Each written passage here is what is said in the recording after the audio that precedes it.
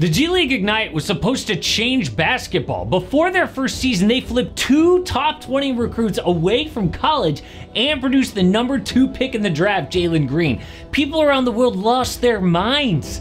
This is the beginning of the end of NCAA basketball as we know it.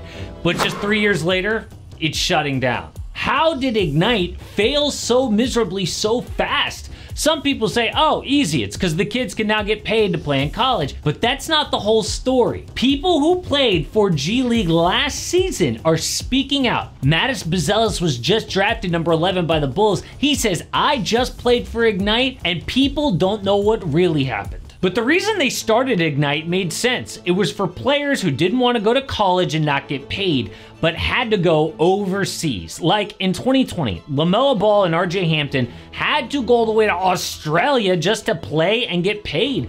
College was doing it under the table. You had to play overseas or break the law. Some famous examples of illegally paying players are like online poker. Boosters would raise big over and over, then flop right at the end. Or the parents start a landscaping company, the city awards them a big contract, they don't even own a mower. Or literally dropping big checks in the basket at church. Come on, it was shady. So the FBI busted some college coaches in 2017, and the government said elite high school players with NBA prospects and no interest in a college degree should not be forced to attend college, and the NBA agreed. So do they let high school kids into the NBA again or something else? We already know they made G League Ignite, but why not let high school kids in the NBA? We know it worked for Kobe and LeBron. Why did they ever get rid of that rule in the first place? What actually happened? Well, in 1975, 2 players got drafted from high school. Then,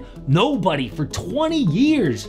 College hoops was a huge deal back then, but that changed in 1995 when future MVP Kevin Garnett got drafted number 5 overall. And he was so good so quickly, it paved the way for Kobe the next year and Tracy McGrady the year after that. Other amazing players include Amari Stoudemire in 02, LeBron in 03, Dwight Howard in 04. In fact, there weren't that many busts straight from high school, but the ones who did bust were awful. I want to focus on one name here, Kwame Brown. He was the first ever Preps player to be taken number 1 overall, and it happened to a Michael Jordan. The Wizards drafted Kwame, and as soon as it was clear that he was going to be a bust, MJ walked into David Stern's office and was like, this wasn't my fault, it was that stupid rule you have. So in 2005, the owners negotiated with the players to raise the age to 19 1 year out of high school. So in April 2020, the NBA launched G League Ignite, a way for players to get paid and prep for the league. And they immediately landed the #1 prospect in high school, Jalen Green. He signed a $500,000 contract, and so the next day, top 20 recruit Isaiah Todd decommitted from Michigan to join Jalen. And sure enough, Jalen earned his $500,000, then was immediately picked number 2 in the draft by the Rockets. But other players weren't that lucky. This is a list of just some of the disappointing Ignite players. Even Scoot Henderson applies here, because him dropping from number 2 to number 3 was a big L for the Ignite. But Dayshawn Nix was a nightmare. Kid was a McDonald's All-American and the #1 point guard in the country. He chose Ignite over UCLA, but he shot just 38% from the field, got benched, and instead of being a top pick, nobody drafted him. A horrible look for the Ignite. What are they doing to these kids? Well, first of all, having them all on the same team was a horrible idea. Think about overseas. You got LaMelo as the one young star on his Australian team surrounded by vets. On the Ignite, everyone's bunched together fighting for stats to make the NBA. Plus, college and overseas teams care about winning. They have that one common goal. But all the Ignite cared about was, did you score 30 last night? Like a glorified AAU team. This led to multiple blowout losses by 20 or more points last year. Their record was 2-32.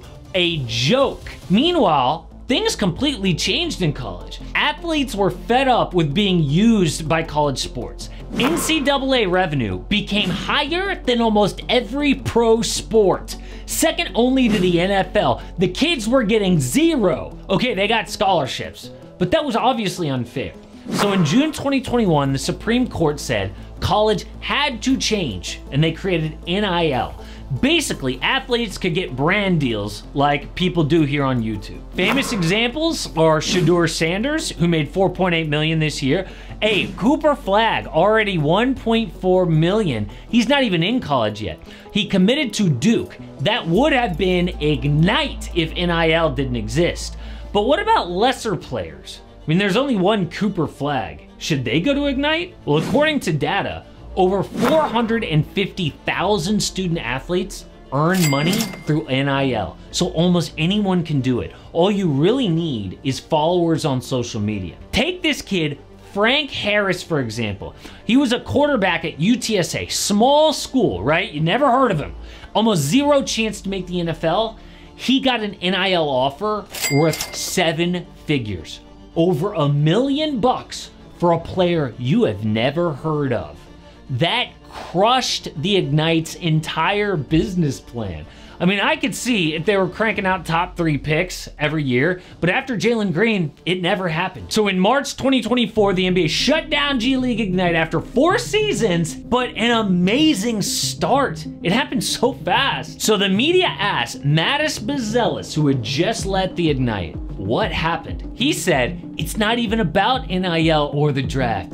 It got shut down because it's tough to drag people out of Las Vegas to watch teenage kids play outside of Vegas 20 minutes away. It was tough getting fans there. It wasn't a positive investment. So imagine this. You are a top recruit who chooses Ignite over college. You're playing in small gyms no one's ever heard of in front of like 20 people. Then you go back alone to your apartment, you turn on the TV and watch your old AAU teammates and friends play nationally televised games in front of huge roaring crowds, prepping for March Madness.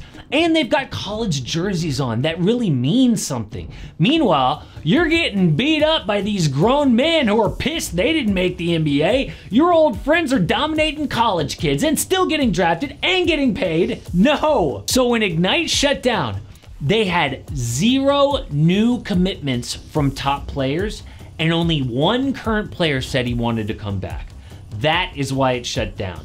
Ended up being a horrible experience for kids. It was a good idea, but the actual reality of Ignite just did not work. And you could say the same about Russell Westbrook on the Nuggets, am I right? Look, this video here is less to do with Russ, but more like, how are the Nuggets already in such a desperate position just 2 years after winning the title?